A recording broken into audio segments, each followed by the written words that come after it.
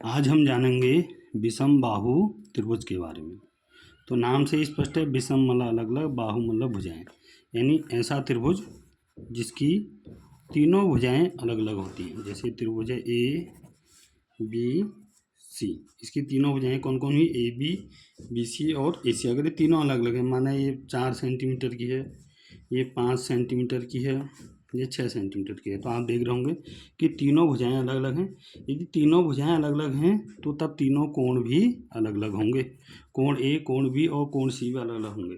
तो यदि किसी त्रिभुज की तीनों भुजाएं अलग अलग होती हैं तो ऐसे त्रिभुज को हम विषमबाहु त्रिभुज कहते हैं। तो इसकी डेफिनेशन हुई, यदि किसी त्रिभुज की तीनों भुजाएं वो तीनों कोण असमान हों तब ऐसे त्रिभुज को विषमबाहु त्रिभुज कहते हैं।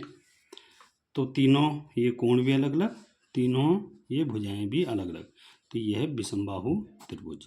यदि समझ में आ रहा है तो सब्सक्राइब कर सकते हैं।